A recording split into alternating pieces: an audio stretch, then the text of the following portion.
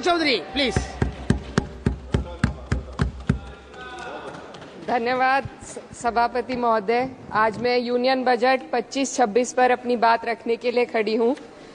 भारत के संविधान के आर्टिकल 38 भारत को एक वेलफेयर स्टेट के तौर पर पेश करता है और सरकार की जिम्मेदारी है कि बजट और उससे जुड़ी वेलफेयर स्कीम्स के जरिए इन आर्टिकल्स को हकीकत में लाया जाए।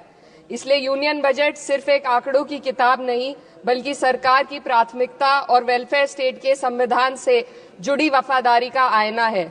सरकार की जिम्मेदारी है कि इकोनॉमिक पॉलिसीज, जिनमें बजट भी शामिल है, ऐसी बनाए जाए जो गैर बराबरी को कम कर सके और सबसे ज्यादा गरीब वर्ग को सहारा दे। बजट वो लाइफलाइन है जिससे शिक्षा, स्वास्थ्य, पेयजल, social security, SC, ST, minority, गरीबों की भलाई के लिए स्कीमें चलाई जाती है। मगर ये बजट को देखकर महसूस होता है कि ये भविष्य के निर्माण से ज्यादा हेडलाइन बटोरने का एक दस्तावेज है। इससे सबसे ज्यादा प्रभावित होने वाली वही लोग पीछे छूट रहे हैं जिन्हें सरकार के सहारे की सबसे ज्यादा जरूरत थी। वो किसान जो बढ़ती लागत से परेशान हैं, वो नौजवान जो बेरोजगारी का सामना कर रहे हैं, और वो औरतें जो निजामती रुकावटों से जूझ रही हैं, और वो गरीब जो महंगाई के बोझ के तले दबे हुए हैं। This government is proudly marketing the income tax exemption of 12 lakhs. But the question is, how many Indians even earn that much to benefit from it? Only 2.2% of Indian population pays direct taxes, whereas no relief has been given in regards to indirect taxes, the burden of which falls on everyone, especially the poor and weaker section of the society. This clearly shows that this is not an inclusive budget. GST की ऊंची दरों ने आम आदमी की कमर तोड़ दी है। जरूरत इस बात की है कि खाद्य सामग्री, दवा, स्कूल की किताबें और जरूरत की चीजों पर टैक्स कम किया जाए। पेट्रोल, डीजल पर टैक्स कम करने की कोई कोशिश नहीं हुई, जिसका सीधा असर हर नागरिक पर पड़ता है। आर्टिकल 41 कहता है कि सरकार को ये कोशिश करनी चाहिए कि वो अपनी इकोनॉमिक हालात और रिसोर्सेज के हिसाब से लोगों को रोजगार दे। इस बजट ने बेरोजगारी दूर करने की दिशा में कोई ठोस उपाय नहीं दिया है। नई नौकरियों की बात तो छोड़िए, जो पहले से थी वो भी खत्म होती जा रही हैं। स्किल डेवलपमेंट प्रोग्राम के नाम पर करोड़ों खर्च किए जा रहे हैं, मगर सवाल ये है कि ट्रेनिंग लेने के बाद कितने नौजवानों को असल में नौकरी मिल रही है। सरकार के पास इसका भी कोई आंकड़ा नहीं है। सरकारी विभागों में लाखों पद खाली हैं, मगर भर्ती का कोई प्लान नहीं है। आर्टिकल 45, जिसके द्वारा सरकार की जिम्मेदारी है कि हर बच्चे को 6 साल की उम्र तक फ्री और जरूरी तालीम मिले ताकि उनका बुनियादी तालीमी डेवलपमेंट सही से हो सके, जिसको संसद ने शिक्षा का अधिकार अधिनियम बनाकर और भी मजबूती दी थी, परंतु इसकी जमीनी हालत क्या है वो किसी से छुपी नहीं है।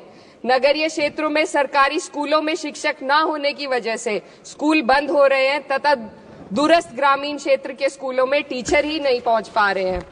सरकार कह रही है कि डिजिटल इंडिया और एआई से तालीम का इंतजाम होगा, मगर जरा जमीन पर देखिए, उत्तर प्रदेश में सिर्फ 22% सरकारी स्कूलों में कंप्यूटर है। मेरे संसदीय क्षेत्र कैराना में कई सरकारी स्कूल शिक्षक न होने की वजह से बंद हैं और मदरसा एजुकेशन के बजट में 57% की कटौती कर दी गई है। क्या यही सबका साथ सबका विकास है? इसी तर्ज पर अस्पताल हैं जहां पर डॉक्टर नहीं है। आर्टिकल 47 अच्छी सेहत और जिंदगी के स्टैंडर्ड को बेहतर बनाने की आवश्यकता पर जोर देता है। राज्य की जिम्मेदारी है कि लोगों की सेहत और उनके वेलबींग को बेहतर करने के लिए जरूरी कदम उठाए, लेकिन हकीकत यह है कि इस बजट का सिर्फ 2% ही आम जनता तक पहुंच पाता है।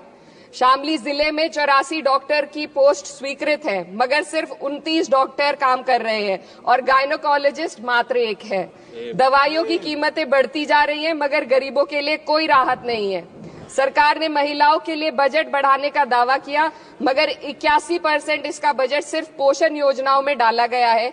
महिलाओं के रोजगार, उनके इकोनॉमिक इंडिपेंडेंस और सुरक्षा के लिए कोई ठोस योजना नहीं बनाई है।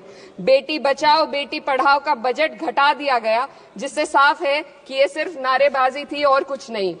किसानों की बदहाली हम सबके सामने है, लगातार चलती आ रही है।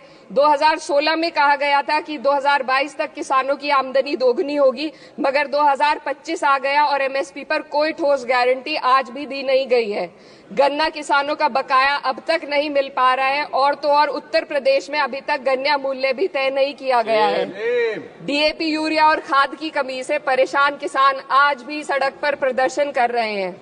मजदूरों के लिए जो सबसे बड़ी योजना मनरेगा थी, सरकार कहती है कि मनरेगा ग्रामीण भारत की रीढ़ है, मगर बजट में कोई भी बढ़ोतरी नहीं मिलना बहुत शर्मसार है।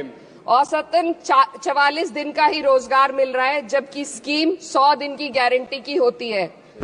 भारतीय रेलवे देश के लोगों की जीवन रेखा है और इसी से यहाँ के लोगों की आर्थिक एवं सामाजिक जिंदगी चल रही है। देश के हर हिस्से को रेल कनेक्टिविटी से जोड़े जाना सरकार की कल्याणकारी नीति का हिस्सा है। मेरे संसदीय क्षेत्र कैराना के रेलवे से जुड़ी 2 मांगे लंबे समय से लंबित हैं। दिल्ली शामली सहारनपुर रेल लाइन का दोहरीकरण और पानीपत शामली मेरठ लाइन का सर्वे अति शीघ्र ही कराए जाने की बहुत पुरानी मांग को बजट में शामिल किया जाना चाहिए। देश भर में बिजली की दरें बेहद असमान है। उत्तर प्रदेश में ये दरें बहुत ज्यादा हैं। देश भर में एक समान बिजली दरें लागू करने का प्रावधान किया जाए। रिवैम्प योजना में हर घर तक बिजली पहुंचाने के लिए एलटी लाइन बनाने का प्रावधान भी जोड़ा जाए। कृषि उपकरणों व खाद डीएपी को जीएसटी से मुक्त किया जाए। किसानों की एमएसपी की मांग को पूरा करने के साथ साथ उत्तर प्रदेश के किसानों को गन्ना मूल्य निर्धारण पिछले वर्ष से बढ़ाकर किया जाना बेहद जरूरी है। जनपद शामली व मुजफ्फरनगर को एनसीआर में तो शामिल किया गया है, परंतु वहां पर कोई विकास नहीं हुआ तथा उसको कोई भी लाभ नहीं मिला है। वहां के लोग सिर्फ प्रदूषण के बाध्यकारी नियमों से परेशान हैं, इसलिए दोनों जनपदों को एनसीआर की सीमा से बाहर किया जाना चाहिए। मेरे संसदीय क्षेत्र में मैं कुछ चीजें बजट स्पीच में ऐड करना चाहती हूँ। एक, ट्रॉमा सेंटर और जिला अस्पताल के अपग्रेडेशन की भी मांग है। जनपद शामली और सहारनपुर में एक महिला डिग्री कॉलेज खोला जाए। कैराना में सर जस्ट कंक्लूडिंग, यमुना नदी के घाट पर सौंदर्य कार्य का भी कार्य जोड़ा जाए। जनपद शामली में टेक्सटाइल पार्क की स्थापना की जाए और जो संसद निधि है, सांसदों को केवल 5 करोड़ रुपए दिए जाते हैं और एमएलए, उत्तर प्रदेश के एमएलए को भी 5 करोड़ दिए जाते हैं। हमारी मांग है या तो इसे बढ़ाकर 25 करोड़ किया जाए या फिर सिरे से खारिज किया जाए। Sir, just one minute. The union budget was an opportunity to address the pressing... Sir, just 1 minute. Please, 2 more speakers are in your party. Sir, just concluding. Pressing concern of India's citizen, rising unemployment, soaring inflation, crumbling public services and deepening rural distress. Yet, instead of offering real solution, the government has focused on optics and half measures. While tax relief for the middle class is welcome, it does nothing for the millions who earn too little to benefit from it. Education remains underfunded, rural employment stagnates and farmers continue to struggle without meaningful support. The delays in conducting the census and caste census further exposes the government's disregard for data-driven policy making and social justice. India needs a budget that prioritizes its people, not just its economic headlines, a budget that invests in human capital, strengthens social security and ensures dignity and stability for all. But what we have instead is another missed opportunity, one that fails the poor, the youth, the farmers and the women of this country. Budget प्रस्ताव पर अपने विरोध को मैं 2 पंक्तियों में आपके सामने रखना चाहूंगी। बेदम हुए बीमार दवा क्यों नहीं देते? बेदम हुए बीमार दवा क्यों नहीं देते? तुम अच्छे मसीहा हो, शिफा क्यों नहीं देते? मिट जाएगी मखलूक तो इंसाफ करोगे, मुंसिफ हो तो हश्र उठा क्यों नहीं देते?